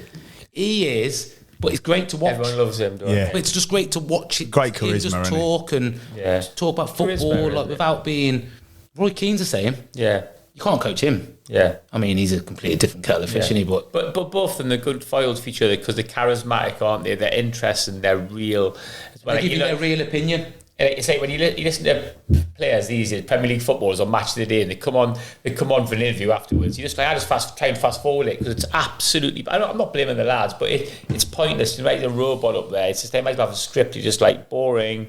I can't handle the journalists and that when they start talking and stuff. Like I listen to Roy Keane all day. I could literally 24 hours non-stop. I could listen to him. But when the journalists start and they start like having opinions on the players and stuff, I find it really tough. The problem now it's not even the journalists, is it? It's like some guy who's got 500,000 subscribers on YouTube now gets on Sky Sports News to talk about his team that he covered, and I'm just like, I know he's really interested in his own football club, but not being disrespectful, but how are you going to analyse a football match when you're just basing it all on emotion? Yeah. So you'll say, I don't want him at the club, and I just like, they're not critiquing it, are they? No, not from a proper football perspective, but I guess it's what makes people watch things now. So I think this is the problem. The football's so popular because it's what I think it's some people's hobby that is actually some people's profession. So the problem is, when it's your hobby, the dream is, if I could actually, like whatever your hobbies are, whether it's like playing a fruit machine or whether it's like walking with the family, if you could get paid handsomely to do that, it's the dream, innit? Yeah, so when people's hobby is football and they love it, and they love playing it as a kid, and then they love playing it as a teenager, and now they love watching it on Sky Sports or down the pub with the lads, like they want to critique it, and like you rightly say, it's all based on emotion, whereas actually people involved in football look at processes and strategies. And like that, it's so tough, innit? It's so tough. But that's why I love it, because it's like you can go to a pub, whether I've played or not, I'll have a man, he knows everything about everything. You tell me everything, and I'll be like, yeah, but you not thought about this? Like, no, not having it. He's not trying, and I'm like, I promise you, he really is. He's just having a bad day. No, can't get paid that much money to have a bad day. I'm like, but that's what makes it great, is because you can have a conversation with anyone about it, and that's what I love about it. My pal's around the corner. He tells me everything about football. He's literally like the man. He's like played under sevens, like, but he loves it. He loves it. It's one of them things, isn't it? A little bit like, say, when you're a teacher and everybody's been to school, so you all think you're an expert. Everybody's an expert on football. Yeah. Very rarely to meet and bump into a bloke who's like, oh yeah, I've never really been in, I never played football, or I played a bit of football but I wasn't great. It never happens. There's always a hard luck story. I always played, I was always got injured, chose to go on the beer. Women and beer. Yeah, whatever, yeah. It is brilliant though, isn't it? Like for that, I think that's why it makes football even more popular. Yeah. So many brilliant opinions. Just before we go on to your five-a-side team, mate, which we do, tell us about some of the big characters. So we missed out some of the Blackburn ones. Who was at Blackburn? Who was big characters? Charlie. Not about football, like good lads. Charlie Mulgrew. Oh my God, what a man! Honestly, he's done his own podcast and that now. He's got something to do with golf. We'll have to give him a shout. Golf, football, and that. Yeah. He's one of the best storytellers I've ever heard. Adds VAT to everything. Yeah, the standard. Obviously, you have to, don't you? 10%. Nah, he's. No, he's in fact, he's heavy on the VAT, but he's really, really funny. Obviously, great player as well. Like wonderful left foot. Yeah. That group, Bradley Dack.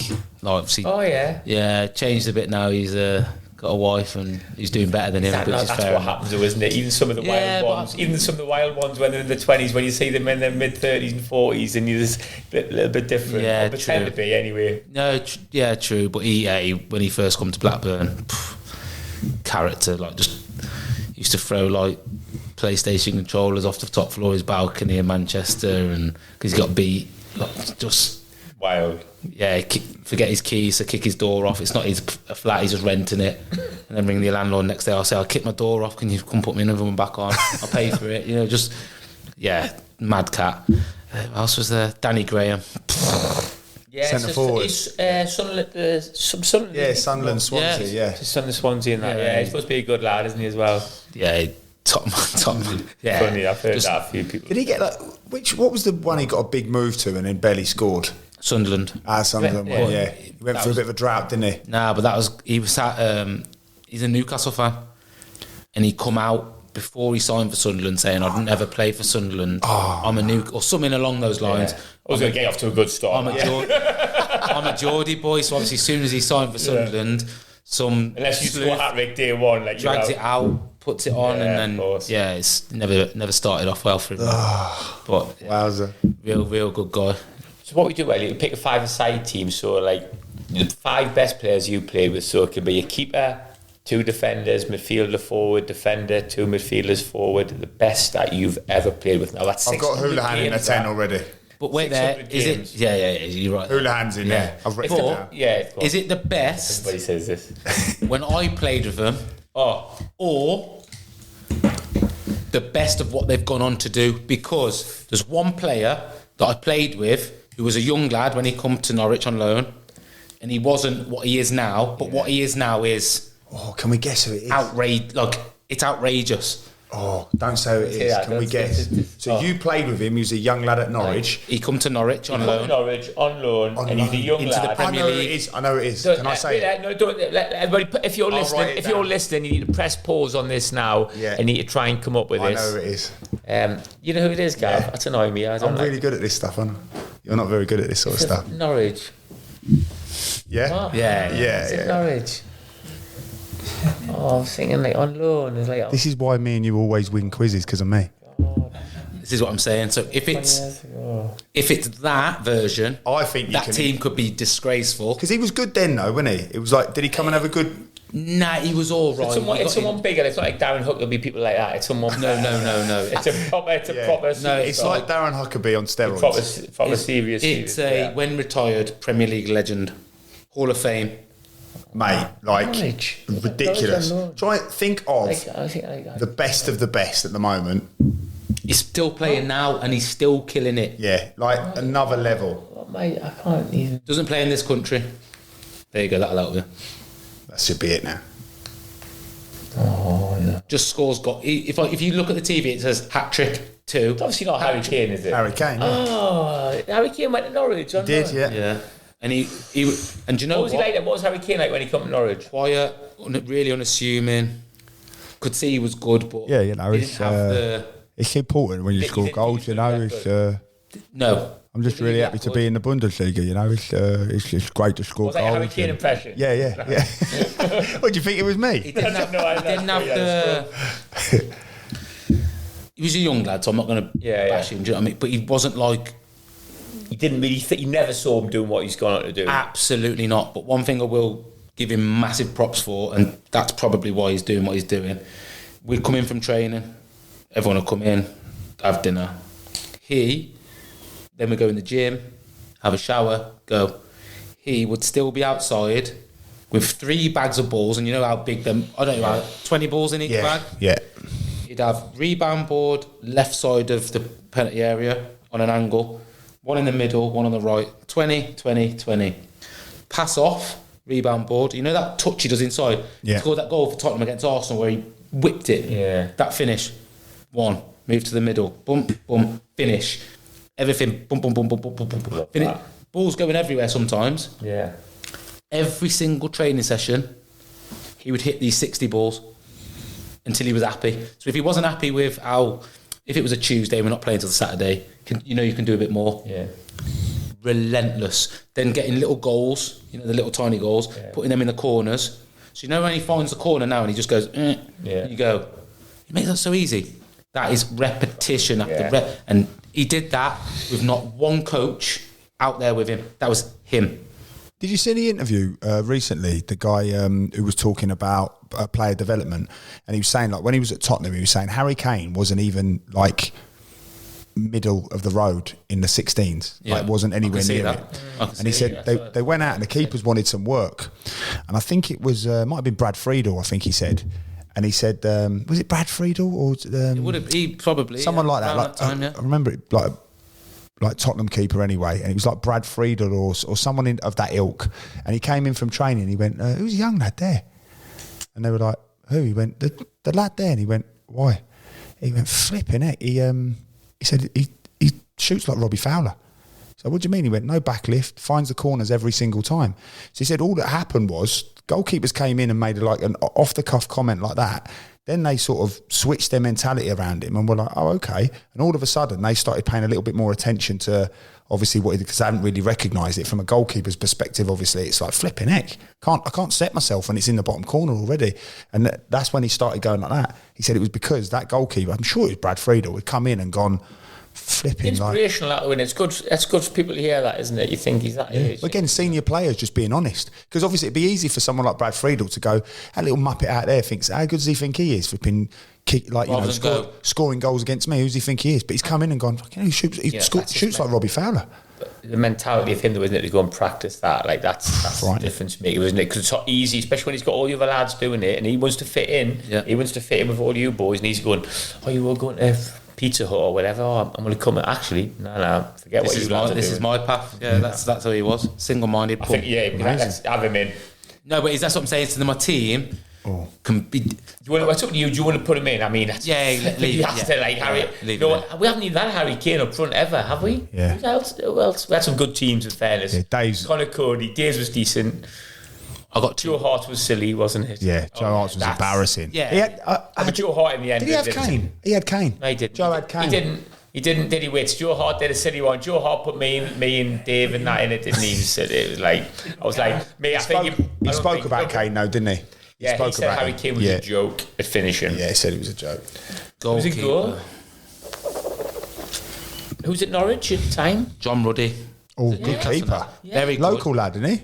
Well, Cambridge is. Oh, is he Cambridge? Yeah, okay. Good. Not local. Local lad from Cambridge. Local lad if you're in East Anglia. Yeah, great. Very good. But again, he was better when I played with him than the one I could say who now is. Oh, go on then. Give stupid. us a little cryptic. In the Spanish squad. No. Spanish squad. Tiny for a goalkeeper. What he's doing is outrageous. Not Raya. Not Raya. Raya. Really? I thought you were going to say Zubi Zareta. David Raya, yeah. Raya. This team's going to be a joke. Wow. But that's what I'm saying. So Ruddy was probably better at the time when I played with him. But how can I leave out David Raya that's now... So let's go Ruddy / Raya. For obvious reasons. No, go Raya. We're going Raya. I'm going to have to go Raya because... All right. We'll do an episode where we talk about everyone's best teams. He was in a team... This is going to be in the mix. He was in a team when we got promoted. So he's done well for us as well, do you know what I mean? And then gone on with Blackburn and then has obviously gone on to Brentford and then to Arsenal. And now's playing week in, week out and... Wow. Decent that. Centre off? You're going to go one defender, another midfielder? Yeah, I'm going to have to. No one ever picks two defenders, do they? Because defenders are just 10 a penny, aren't they? Sometimes. Come on, let's go. They're the foundation of every team. Charlie Mulgrew Mulgrew scored 3 kicks.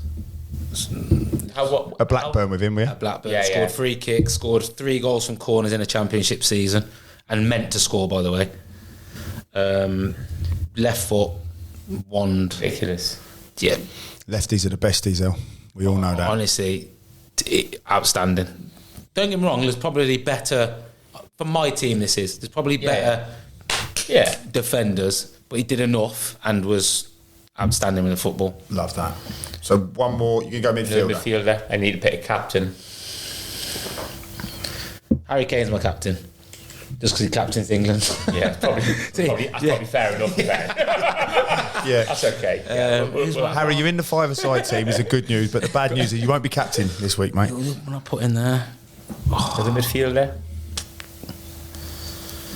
yeah, I've got to put him in, even though Go on, give us a clue again. I like this is a better way of doing because it.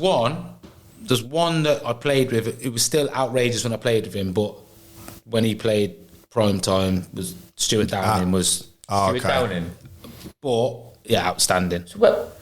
Blackburn, still really good. Obviously, couldn't move like he used to, but you could just see that where he's been. Could cross the ball in. But as a five-a-side team, I'm going with this, and we'd beat everyone with this team Go on. because they're two Bradley Dack, mate. Dak. Oi, there's 2 seasons. It's a big call to see you beat everybody because he'd be playing against Gareth Bale, I think. In Gareth Bale's in Dave's, yeah. No, that's all right. Yeah. By what you say, 2 seasons, Bradley that. Yeah, without his injuries, would have played Premier League football. The That 280, yeah, that good, yeah. Really, outside of Houlihan, yeah, really, really, just maverick type of player. Like, it's five-a-side, so I don't need to rely on him. I just need him to give me a couple of moments of magic. Yeah, very, very, very. Where'd you play with him? Bradley Dak? Blackburn. Blackburn. Yeah, Class. but where's Houlihan? Yeah, go. So who have we got? We've got Gav. Read out the team for us. So we've got Raya in goal, struggling. We've got Mulgrew at the back, Yeah. with his left peg. Houlihan the wizard with Bradley Dack in midfield, and then Robbie Fowler-esque Kane up front. Good team that. I'm not sure about centre forward, but the rest of it. Yeah. He scrapes in there. Class. Elliot, thank you so much for your time thank you for today. having me on. I think that's absolutely amazing. I think our audience are going to love that. A real insight into being a leader, coping with the highs and lows of football. 600 appearances, which is an incredible achievement. You should be so proud. I'm sure your dad would be unbelievably proud. I appreciate And you and your brother doing the county proud as well. They've been definitely Telford. Thank you very much. No, top man. Well done, mate. Class. Yeah.